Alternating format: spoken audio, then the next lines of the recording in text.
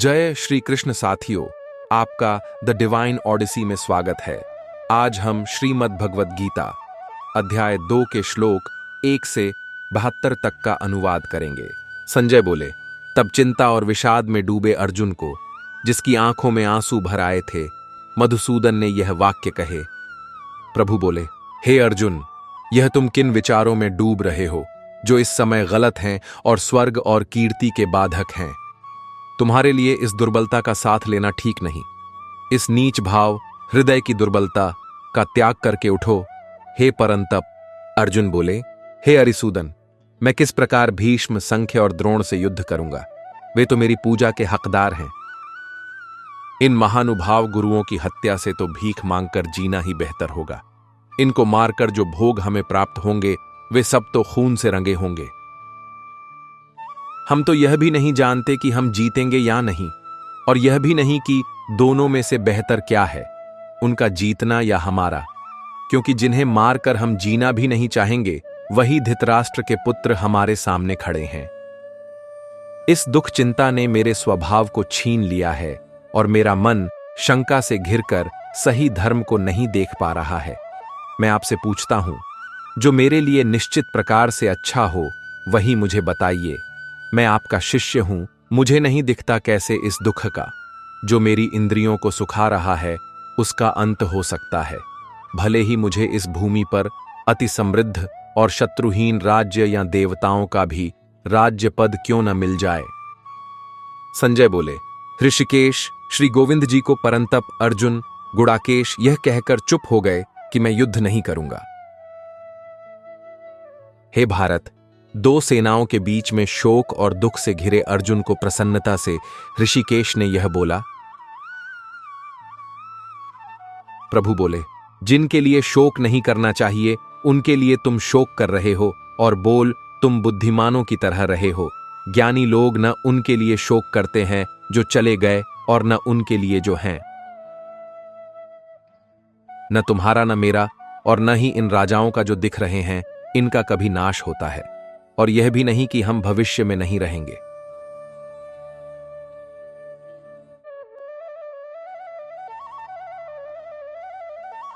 आत्मा जैसे देह के बाल युवा या बूढ़े होने पर भी वैसी ही रहती है, उसी प्रकार देह का अंत होने पर भी वैसी ही रहती है।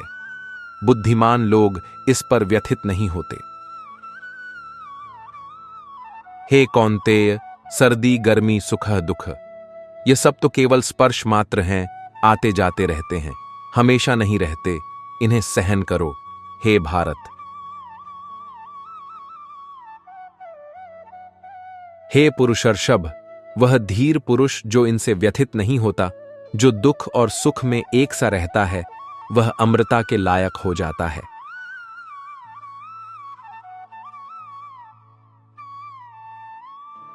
न असत कभी रहता है और सत न रहे, ऐसा हो नहीं सकता।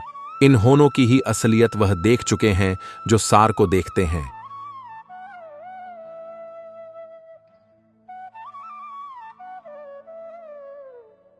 तुम यह जानो कि उसका नाश नहीं किया जा सकता, जिसमें यह सब कुछ स्थित है, क्योंकि जो अमर है उसका नाश करना किसी के बस में नहीं।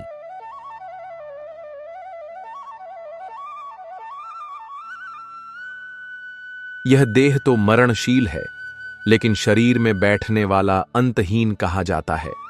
इस आत्मा का न तो अंत है और न ही इसका कोई मेल है, इसलिए युद्ध करो, हे भारत।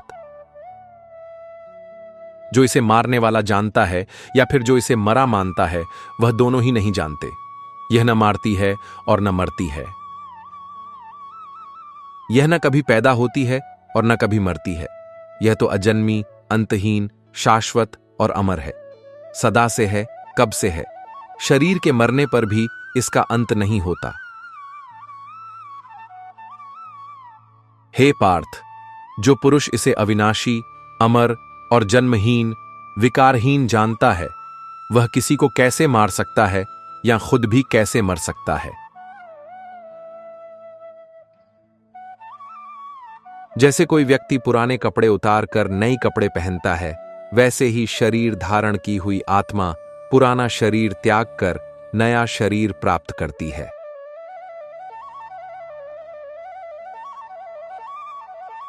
न शस्त्र इसे काट सकते हैं और न ही आग इसे जला सकती है, न पानी इसे भिगो सकता है और न ही हवा इसे सुखा सकती है।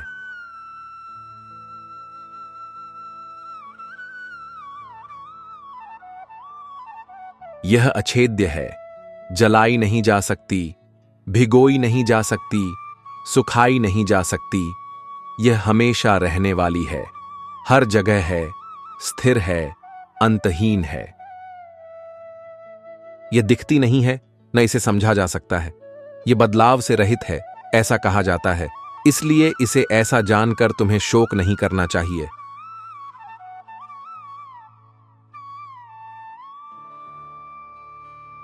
हे महाबाहो, अगर तुम इसे बार बार जन्म लेती और बार बार मरती भी मानो, तब भी तुम्हें शोक नहीं करना चाहिए।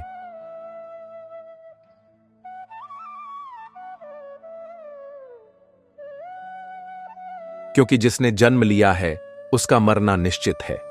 मरने वाले का जन्म भी तय है। जिसके बारे में कुछ किया नहीं जा सकता, उसके बारे तुम्हें शोक नहीं करना चाहिए। हे भारत, जीव शुरू में अव्यक्त, मध्य में व्यक्त और मृत्यु के बाद फिर अव्यक्त हो जाते हैं। इसमें दुखी होने की क्या बात है?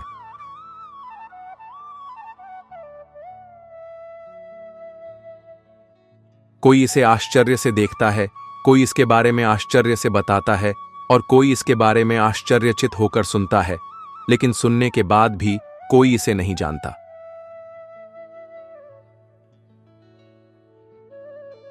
हे भारत, हर देह में जो आत्मा है वह नित्य है, उसका वध नहीं किया जा सकता। इसीलिए किसी भी जीव के लिए तुम्हें शोक नहीं करना चाहिए।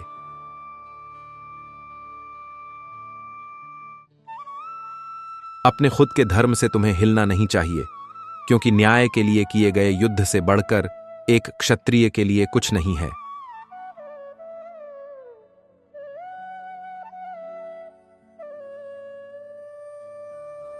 हे पार्थ, सुखी हैं वे क्षत्रिय जिन्हें ऐसा युद्ध मिलता है जो स्वयं ही आया हो और स्वर्ग का खुला दरवाजा हो।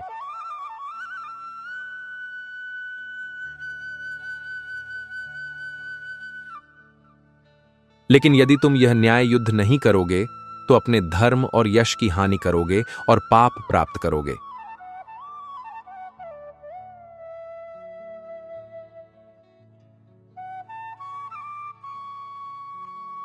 तुम्हारे अंतहीन अपयश की लोग बातें करेंगे। ऐसी अकीर्ति एक प्रतिष्ठित मनुष्य के लिए मृत्यु से भी बढ़कर है।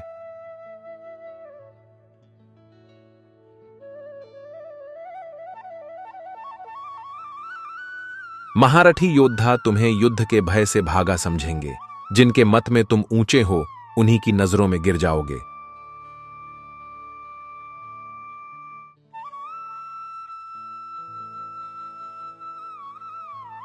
अहित की कामना से बहुत ना बोलने लायक वाक्यों से तुम्हारे विपक्षी तुम्हारे सामर्थ्य की निंदा करेंगे। इससे बढ़कर दुखदाई क्या होगा?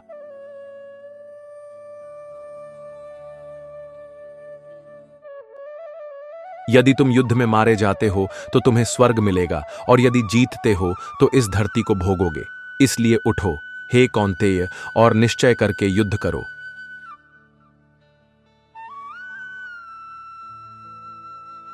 सुख दुख को, लाभ हानि को, जय और हार को एक सा देखते हुए ही युद्ध करो।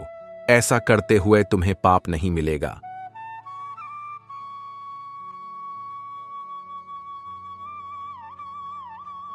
यह मैंने तुम्हें सांख्य योग की दृष्टि से बताया। अब तुम कर्म योग की दृष्टि से सुनो। इस बुद्धि को धारण करके तुम कर्म के बंधन से छुटकारा पालोगे।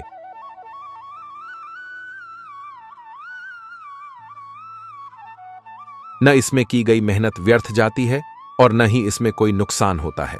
इस धर्म का जरा सा पालन करना भी महान डर से बचाता है।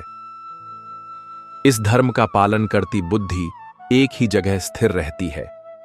लेकिन जिनकी बुद्धि इस धर्म में नहीं है, वह अंतहीन दिशाओं में बिखरी रहती है।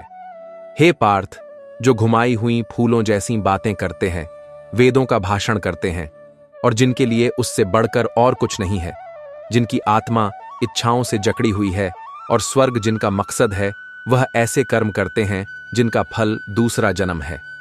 तरह तरह के कर्मों में फंसे हुए और भोग इन ऐश्वर्य की इच्छा करते हैं, वे ऐसे लोग ही ऐसे भाषणों की तरफ खींचते हैं।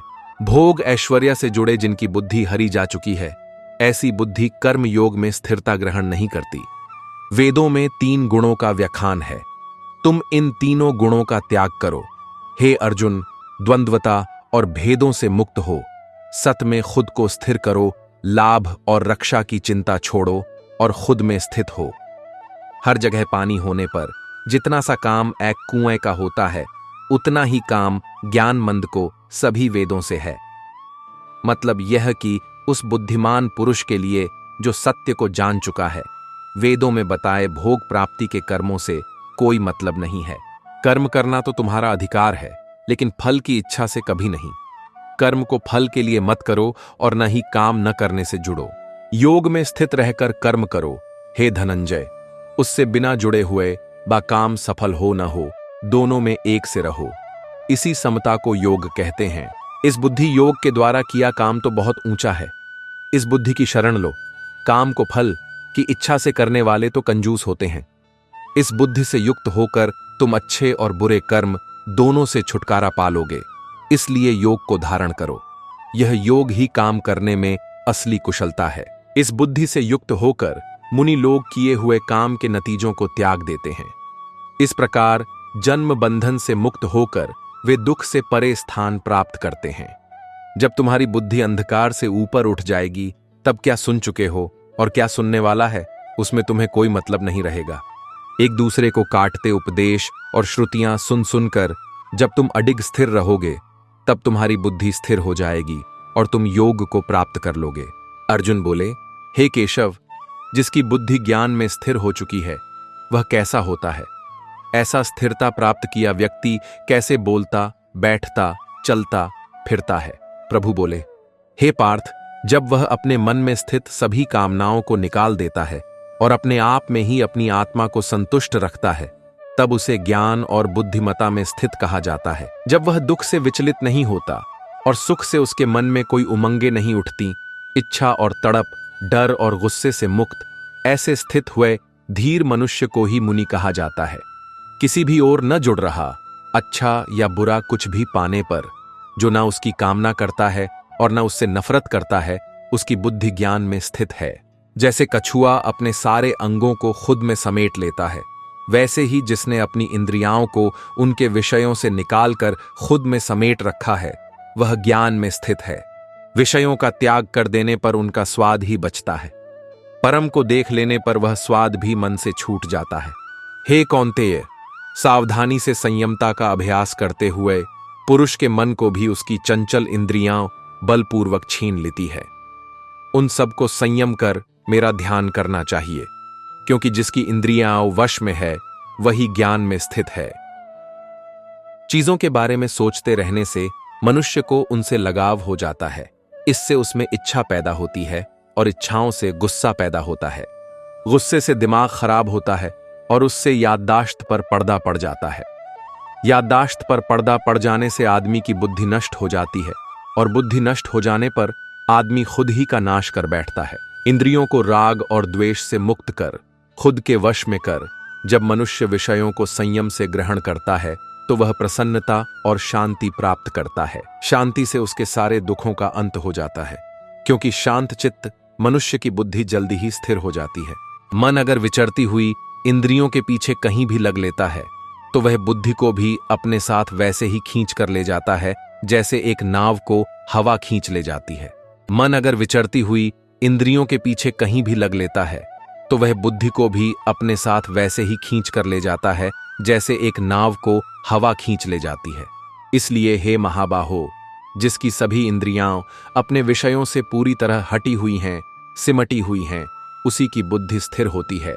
जो सबके लिए रात है, उसमें संयमी जागता है, और जिसमें सब जागते हैं, उसे मुनि रात की तरह देखता है। नदियां जैसे समुद्र जो एकदम भरा, अचल और स्थिर रहता है, में आकर शांत हो जाती है, उसी प्रकार जिस मनुष्य में सभी इच्छाएं आकर शांत हो जाती हैं, वह शांति प्राप्त करता है, न कि वह जो उनके पीछे भागता है। सभी कामनाओं का त्याग कर जो मनुष्य स्पृह रहित रहता है, जो मैं और मेरा रूपी अहंकार को भूल विचरता है, वह शांति को प्राप्त करता है। ब्रह्म में स्थित मनुष्य ऐसा होता है, हे पार्थ, इसे प्राप्त करके वो फिर भटकता नहीं। अंत समय भी इसी स्थिति में स्थित वह ब्रह्म निर्वाण प्राप्त करता है,